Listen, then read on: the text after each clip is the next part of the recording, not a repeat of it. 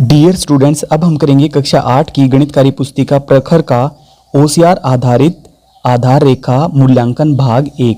पहला क्वेश्चन है, निम्न में से कौन सा विकल्प 9740 को शब्दों में दर्शाता है? तो 9740 ये वाला राइट है। सेकंड, विस्तारित रूप 80,000 प्लस 3,000 प्लस 20 प्लस 9 की संख्या है, तो यह बनेगा 83,029। थर्ड है, संख्या 1729 के सैकड़ा व दहाई के अंक को आपस में बदल दें तो कौन सी संख्या बनेगी? 1729। इसके हमें सैकड़े का अंक और दहाई का अंक यानी कि 7 को और 2 को आपस में बदलना है, तो संख्या बनेगी 1279।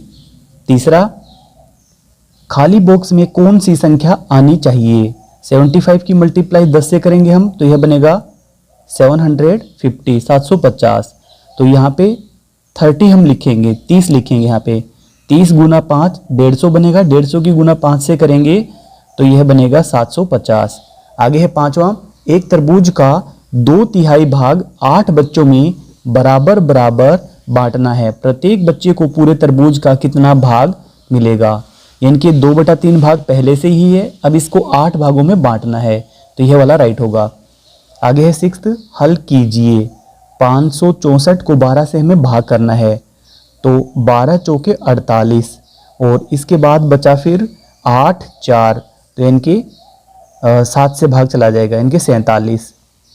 आगे है सातवां, दिए गए समूह में से किस समूह में एक दूसरे की समतुल्य भिन्न है?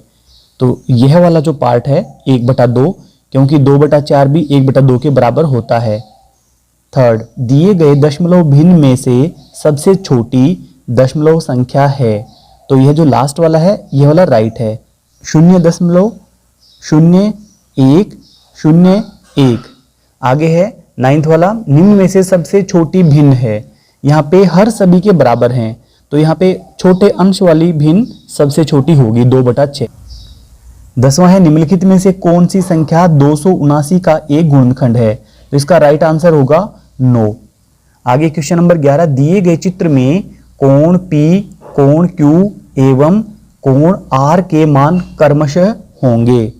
यहाँ पे हमें सबसे पहले P का मान बताना है, तो यह सरल रेखा से एक ही तरफ बने हुए कोण हैं 55 और 97, इन दोनों को हम जोड़ेंगे तो यह 152 बनेगा। सरल रेखा के एक ही तरफ बना हुआ कोण 180 डिग्री का होता है, इसलिए हम 180 में से 152 को घटा देंगे तो यह 28 डिग्री प्राप्त होगा, यह 28। अब Q ये जो कि एकांतर कोण है, तो यह भी 55 डिग्री का होगा। अब R के लिए ये R भी P और 97 इन दोनों को मिलाकर के बना है, तो इन दोनों को मिलाएंगे तो यह बनेगा 125। इस प्रकार हमें मान प्राप्त हुए हैं 28 डिग्री, 55 डिग्री और 125 डिग्री। आगे है 12वां, कोण PQR का अंशीय माप इनमें से किस वजह से बदलेगा? तो लास्ट वाला राइट होगा, रेखा QR को उसी जगह रखते हुए रेखा QP को घड़ी की दिशा में 10 डिग्री घुमाने से। क्वेश्चन नंबर 13, 16 और 24 का महत्तम समापवर्तक कितना होगा? इनकी वह बड़ी से बड़ी संख्या जो इन दोनों को भाग कर सके, तो यह 8 होगी। आगे है 14, 5, 7 और 10 का लघुत्तम समापवर्तक कितना होगा? इनकी वह संख्या जो 5, 7 और 10 इन तीनों से भाग चली जाए, तो ऐसा होगा 70। आगे इनमें से किस कोण का माप 60 डिग्री है? तो यह वाला राइट होगा। ओसीआर आधारित आधार रेखा मूल्यांकन हमारा कंप्लीट हुआ। आगे की वीडियो देखने के लिए आप हमारे चैनल पे कंटिन्यू बने रहें। Thank you.